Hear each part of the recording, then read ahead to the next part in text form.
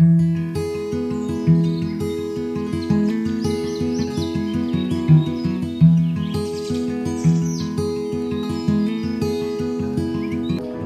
nga kabuntagon mga kapaglaom. Atong hisgutan niining adlaw mao ang atong morning devotional nga naguluhan. Pagtuman mao isukod sa matuod nga relihiyon. O ang atong teksto makita sa Luke chapter 6 verse 44 nga nag-ingon, kay ang matag kahoy maila pinaagi sayang bunga, kay walay mga igos nga anha pupua gikan sa kasampinitan, ni mga paras gikan sa kadyapaan. Susiha ang inyong kaugalingon sa pagsuta kung nagapadayon ba sa inyong pagtuo.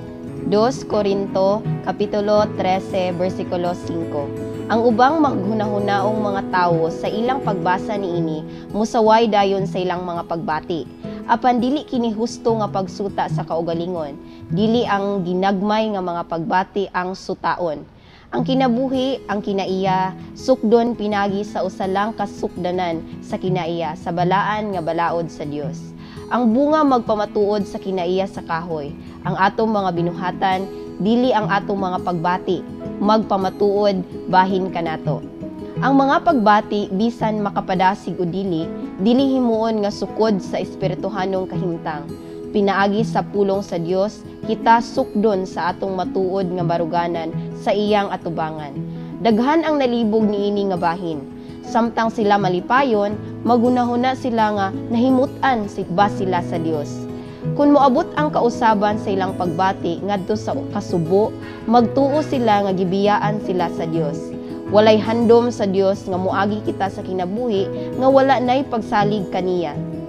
Samtang makasasala pa kita, gihatag sa Dios ang iyang anak. Sa pagkamatay alang kanato, makaduda ba kita sa iyang pagkamaayo? Apan ang usa ka matinumanong pagbuhat sa buluhaton, magkakuyog sa husto nga pag-ila sa kinaiya sa Dios. Adunay usa ka mainiton nga buluhaton, nga buhaton alang sa agalon. Mianhi si Kristo alang sa pagwali sa maayong balita, ngadto sa mga kabos, ug iyang gipadala ang iyang mga tinun-an sa pagbuhat sa sama nga buluhaton nga iyang giganhinan sa pagbuhat. Busa, iyang gipadala ang iyang mga magbubuhat karon, ang mga uhay pagatigumon alang kaniya gikan sa dagkong kadalanan ug mga suksuukan. Ang hilabihan kadako nga mga isyu sa eternidad nagsugo kanato sa pagbuhat sa usa ka butang gawas sa usa ka hulagway sa relihiyon. Usa ka relihiyon sa mga binuhatan ug mga dagway. Diin ang kamatuoran gitipigan sa gawas sa sawang, mga higugmaon ingon nga sa atong paghigugma sa usa ka matahom nga bulak, nagkinahanglan sila og usa ka butang labaw pa kaysa sa usa ka relihiyon sa pagbati nga walay pagsalig sa Dios kun moabot ang mga pagsulay ug kalisdanan.